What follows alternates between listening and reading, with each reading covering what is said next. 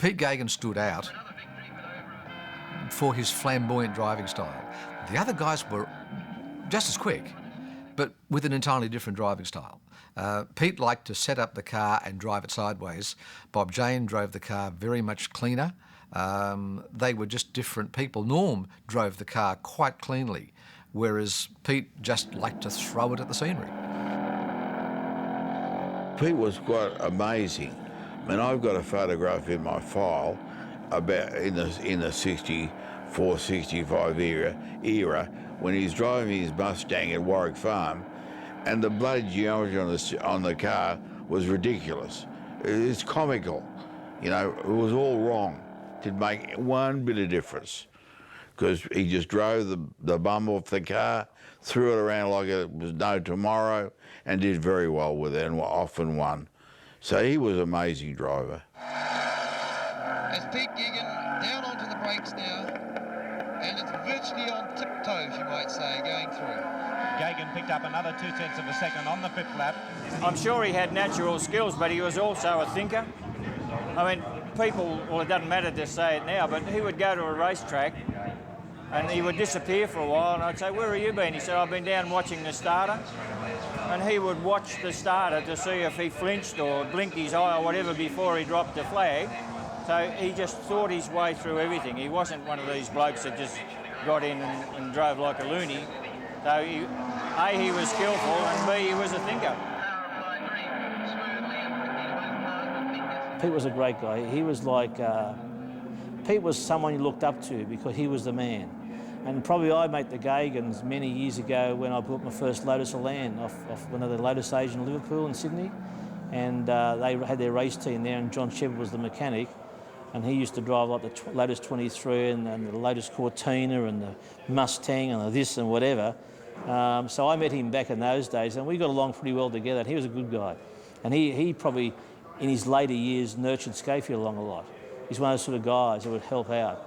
And we did a promotion one day with him at Oran Park one day where Scafie drove his Lotus Cortina. It was Scafie's birthday and Fatty's birthday, Pete's birthday, and we let Pete do a demonstration of the GDR, and Scafie drove the Lotus Cortina that the guy had, which was like his old car. And he arrived late, he hopped in this GDR. As you know, he's a big person, and he couldn't get into the seat, so we squashed him into the race seat in the GDR. Had never sat in it before. He said, "Well, where's the gears?" And a 6-speed Hollinger box it was. "Where's the gears? Show me how to start it." And off he went. And he did 3 or 4 laps in the car in Oran Park. They just him and Scafie in the Cortina, and him in the GDR. And I couldn't believe how quick he drove the car just straight away.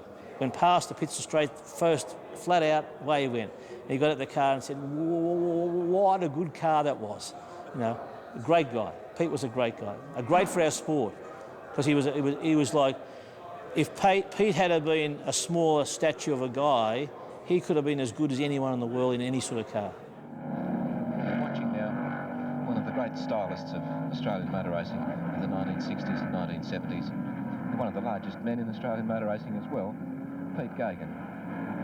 Probably a loss to open wheel racing because they allege that he can't fit in one. But in the roomier cockpit of a big car like this, he's very much at home. Nothing frightens him.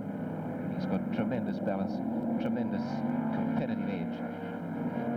He's driving a motor car now which has more horsepower than the cars running in the Tasman race and considerably less road holding.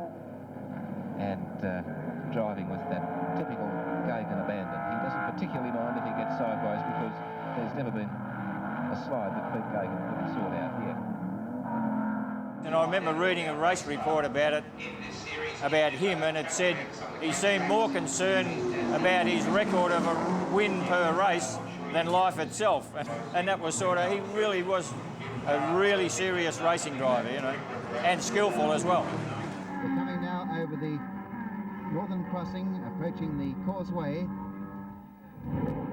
About 2/3 of the way, the water of the causeway in the foreground. And here's a change of order. Yes, car 1, Ian Gagan, has moved into second place, I'd say.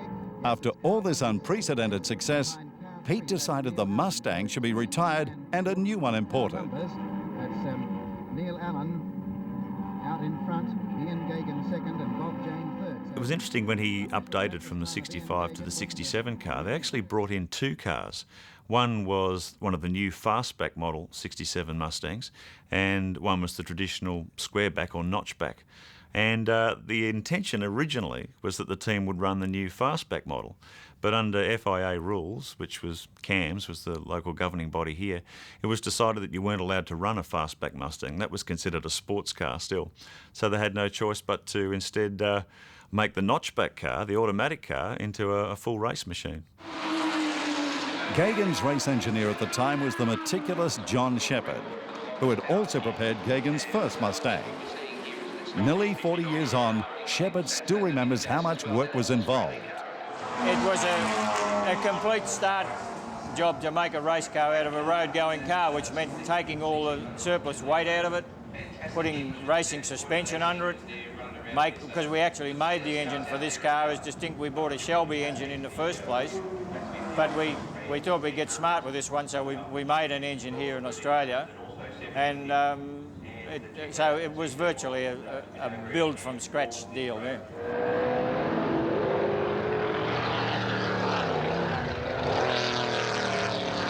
The 1967 car is now owned by Sydney driver Des Wall, who acquired it in 2005. He now drives the Mustang at public events like the Muscle Car Masters at Eastern Creek. I think it's one of the most significant race cars, like sedan race cars in Australian motor racing history. You know, when I was a teenager, I've said before, at Warwick Farm at Creek Corner, I was in awe of the car watching Pete drive it. And here I am now, I'm able to drive it myself, so it's a wonderful, wonderful thing for me. You've now driven the car. When you look at, or when you remember how Pete drove it, what do you think of the way that he manhandled this machine?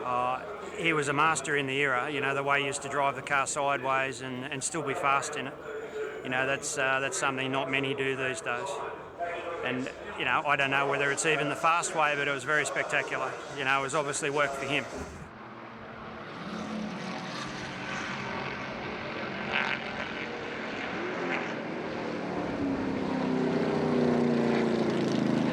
It's very different. You have to take yourself back a little bit to the era. You know, it's very heavy in the steering and the car moves around quite a lot to the cars I'm used to driving currently, but it's fun. It's good. What about under brakes? Brakes are a little different. You know, certainly not what I'm used to. You know, it's to keep the confidence in the brakes as the race goes on. You have to be very gingerly with them and treat them nicely so as they're there at the end. And it's going to be a tremendous race out in front with these three big Mustangs and this tiny Morris Cooper S. They were not like slot cars. They were the sort of thing that you actually picked up and threw at the corner. And chaps like Bob Jane, Norm Beachy, Pete Gagan, those fellas were just amazing in their car control. And the cars, let me assure you, were fairly agricultural by today's standards. It was not too bad because you think of those days, everything you drove was hard to manhandle, especially HO because on skinny tyres. But these had the bigger tyres on. But the thing I found difficult for a while was left-hand drive. And left-hand drive, the right-hand gear change, it wasn't too bad because the sports car I also drove had a right, sit on the other side, but had a right-hand gear change like an open wheeler. But so getting used to the gear change probably was the problem. And driving on the left-hand side, a touring car, you had to make allowances, like you had to get really used to the car. But once you get used to the car, it had terrific brakes, it had good grip. I think it ran a 302-litre engine in it sort of thing. It probably had 500-odd horsepower. It wasn't the sort of car you'd have to manhandle. It was the sort of car you could drive with finesse. But the guy probably that era was Pete Gagan and his Mustang. He was the one to beat. And he used to drive his car with gay abandon, I suppose. It used to slip and slide because typically of a touring car towards the end of a race, when the tyres are getting a bit how's your mother sort of thing, you're starting to have a slip, well then it's hard work. Yeah, but they were great fun to drive, really great fun to drive.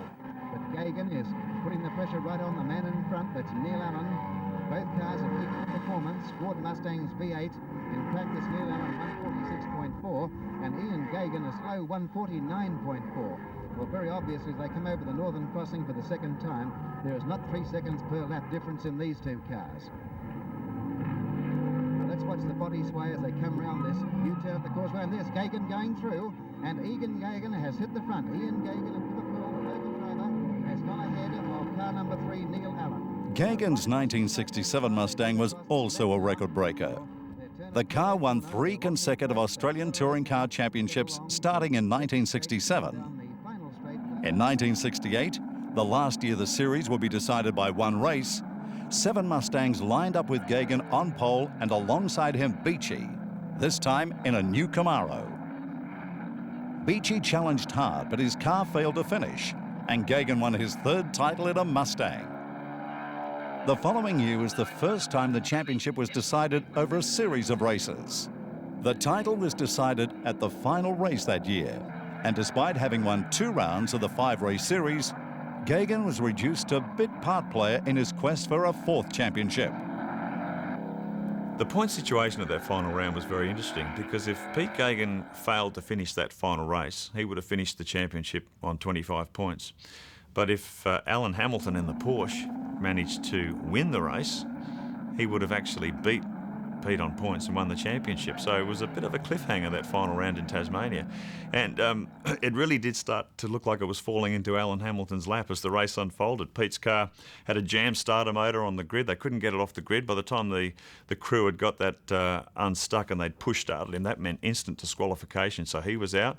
Moffat dropped out with engine trouble. Harvey was out with tyre trouble. I mean, all these guys were dropping and Hamilton was moving further and further up the field. The only thing at the end between him and winning that race was Norm Beechey's Monaro. And of course, Beechey's car in the last few laps started to lose its gears. It lost 1st gear, 2nd gear, 3rd gear. He was stuck in top, slipping the clutch like you wouldn't imagine to try and get around some of these tight turns. And in the end, he beat Hamilton across the line by a car length. So that means that Pete was able to win the championship. So it was an extraordinary finish.